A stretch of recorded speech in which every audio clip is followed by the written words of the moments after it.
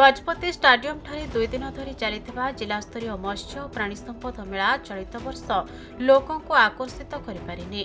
पशुपालन और मत्स्य चाष द्वारा जनसाधारण किपरि अधिक लाभवान होई परिबे सेथि निमंते मध्य ग्राम पंचायत ठारू आरंभ करी जिला स्तरीय पर्यंत विभिन्न व्यवस्था करा जाय। प्रतिवर्ष एवं प्रति जिले में मत्स्य और प्राणी संपद मेला अनुष्ठित होउछे। एही परिप्रेक्षी रे जिले में एही मत्स्य और प्राणी संपद मेला डिसेंबर 29 और 30 तारिख पर्यंत अनुष्ठित हेउथबा बेले एथिपाई एक प्रदर्शनी मध्य आयोजित होइछे। मेलारे उद्यान विभाग, मृत्तिका संरक्षण विभाग, पशु संपद, मत्स्य विभाग, मिशन शक्ति, कृषि विभाग, समन्वित आदिवासी उन्नयन संस्था और जिला शिल्प केन्द्र इत्यादि 20 गोटी विभिन्न स्टॉल मध्य खोला जाइछे। गजपति जिले मत्स्य और प्राणी संपदर मेला चली किंतु आम से माने हमको इंटिमेट करना कि इनविटेशन कार्ड देना। आमर मंत्री ईमेल रे जन जिलार रिप्रेजेंटेटिव को इंटिमेट इनवाइट करवा किंतु एपर्यंत से अणदेखा कर चलते। ब्लॉक लेवल रे डाकी ना कि जिला लेवल भी डाकुना मन इच्छा कर अनुदान जी आसुँ से अणचाषी अण लोक डाकिक मेला करी पैसा सब लुटिकी खाई दौरान। गजपति जिले में कलेक्टर नहांती आउ सीएसओ नहांती अन्य ऑफिसर भी हॉर्टिकल्चर भी नहांती एमाने सब इंचार्ज चलती एमाने कहले भी कौन सुफल मिलूना। तेबे प्रचार प्रसार अभाव जोगु चाषी आसी नाहांती बोली अभियोग करिसेंती बीजेपी कृषक मोर्चा सभापति प्रशांत पाल और गजपति जिला कृषक नेता सूर्य नारायण पट्टनायक।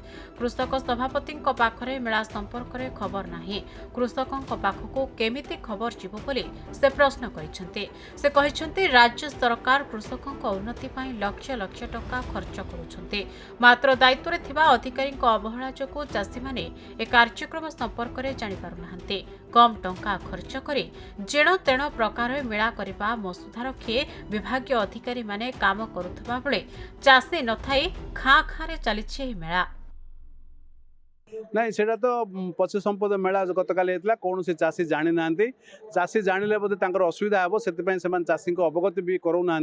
मु तो जिला कृषक संघ सभापति हिसाब से कौन तथ्य जानी आम पचारे उत्तर भी आमको भल भाव दिखती जेहेतु सरकारी कार्यक्रम चाषी गले से असुविधा हे चाषी विभिन्न प्रकार प्रश्न कर विभिन्न सरकारी योजना गुड़िक पचार जो पचार द्वारा से तार उत्तर देवाई ये रे मैंने पारे ना। तेणु ए परिप्रेक्षी से बोधे चाषी को अधिक अधिक दूरे रखुंट जो द्वारा से सरकारी कल रही से काम चलवाई दौरान। आगामी दिन यार प्रत्येक उत्तर चाषी देव बोली मु आशा कर।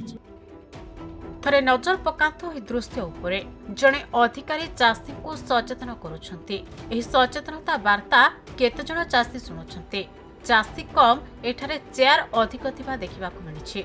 एपरिकि कौनसी चाषी को ए मेला संपर्क में सूचना दे नथिबा बीजेपी कृषक मोर्चा सभापति प्रशांत पाल और नवनिर्माण कृषक संगठनर जिला सभापति अभियोग करिसंते।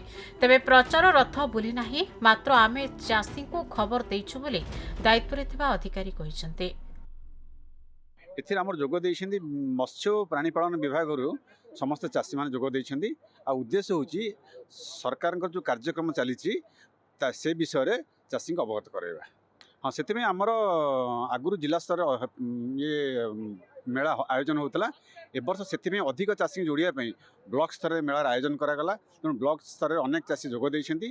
ता बाहर जो चाषी रही से जिला स्तर को निमंत्रण करा जायछि। प्रचार रथ जदिओ बुलिनी आमर विशेषकर भेटनारी डिपार्टमेंट रे प्राय प्रति पंचायत पाखापाखि गोटे जोड़े पंचायत को नहीं गोटे गोटे लाइफ स्टॉक सेंटर अच्छी प्राणी सहायक केन्द्र सेठार एलआई माने बुली बुली गाँव में कही आमर भ्राम्यमाण गाड़ी अच्छी से लोक मानू यही मेला होउची बोली सचेतन कर दिया जाइथिला। गजपति हेमंत प्रधान को रिपोर्ट, खबर ओडिशा।